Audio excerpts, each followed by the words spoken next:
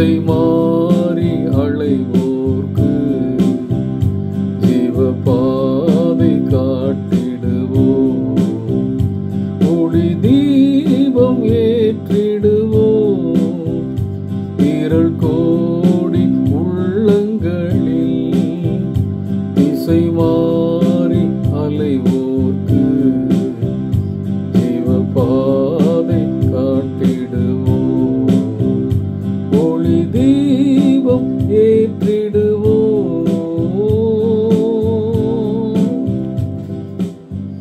Dear friends, அன்பின் வாழ்த்துக்கள். ஆண்டவரும் இரட்சகருமாகிய இயேசு கிறிஸ்துவின் இனிய நாமத்திலே உங்களை வாழ்த்துகிறேன்.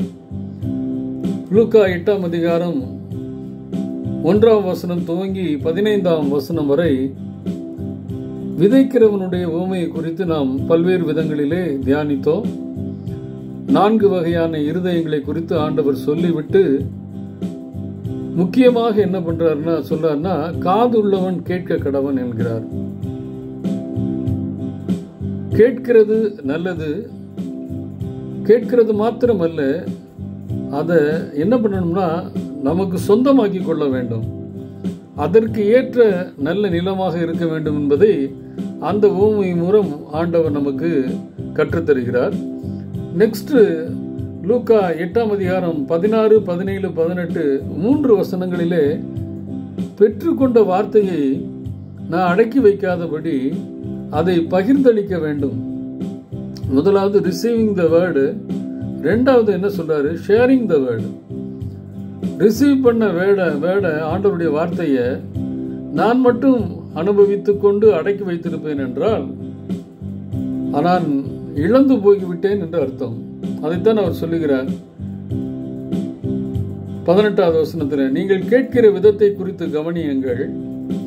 உள்ளவன் எவனோ அவனுக்கு கொடுக்கப்படும், இல்லாதவன் எவனோ அவன் தனக்குண்டு என்று நினைக்கிறதும் அவனிடத்திலிருந்து எடுத்துக்கொள்ளப்படும். கேட்கிற நான் பெற்றுக்கொண்டதை என்ன பண்ணணும்னா பகிர்ந்தளிக்க வேண்டும். அப்படி பகிர்ந்தளிக்கின்ற உள்ளம் இல்லைன்னா இருக்கிறதும் எடுத்துக்கொள்ளப்படும். Sharing the word very important. அப்படி ஷேர் பண்ணேன்னா இன்னும் கூட நான் கொடுத்து கொண்டே இருப்பேங்கிறார். ஷேர் பண்ணாம வைத்திருந்தேன்னா, ஷேர் பண்ணிக்கிற மனம் இல்லைன்னா, பகிர்ந்தளிக்கிற மனம், விசால மனம் எனக்கு இல்லைன்னா, தனக்கு உண்டென்று நினைக்கிறதும் எடுத்துக்கொள்ளப்படும். அது ஒரு இழப்பாக அமையும் வாழ்க்கையில. நான் வார்த்தையை பெற்றுக்கொண்டேன், அவருடைய பிள்ளையாக இருக்கிறேன் என்பது சந்தோஷமான செய்தி. ஆனால் அதை பகிர்ந்தளிக்காம விட்டேன்னா என்கிட்ட இருக்குன்னு நினைக்கிறது கூட எடுத்துக்கொள்ளப்படும் என்பதை ஆண்டவர் கற்றுத்தருகிறார். அப்ப ஷேரிங் ஆஃப் வேர்டு ரொம்ப ரொம்ப இம்பார்ட்டன்ட். ஒருவேளை முதல் பகுதியிலேயே நான் இருப்பேன் என்றால் 2வது பகுதிக்கு நான் கடந்து செல்ல வேண்டும் என்பதைத்தான் ஆண்டவர் இங்கு கற்றுத்தருகிறார். ஒருவனும் விளக்கை கொளுத்தி அதை ஒரு பாத்திரத்தினாலே மூட மாட்டான், இல்ல கட்டிலின் கீழே வைக்கவும் மாட்டான். உள்ளே பிரவேசிக்கிறவர்கள் அதன் வெளிச்சத்தை காணும்படிக்கு அதை விளக்கு தண்டின் மேலே வைப்பான்.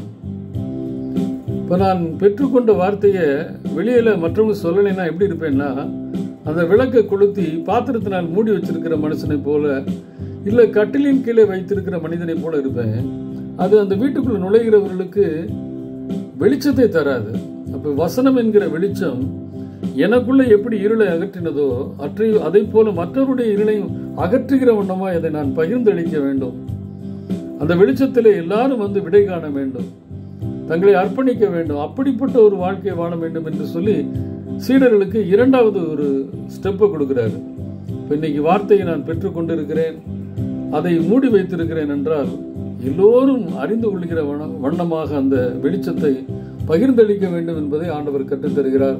அப்படிப்பட்ட பகிர்ந்தளிக்கிற ஒரு நாளாக இந்த நாள் நமக்கு துவக்கத்தை ஆண்டவர் தருவாராக.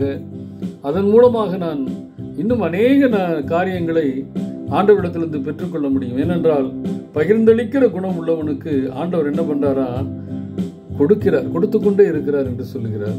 அப்படிப்பட்ட ஒரு ஆசீர்வாதத்தை நாம் பெற்றுக்கொள்வோம். கர்த்தர் தாமே நம்மை விளக்கு தண்டின் மேலே வைக்கப்பட்ட வெளிச்சமாக, விளக்காக பயன்படுத்துவாராக.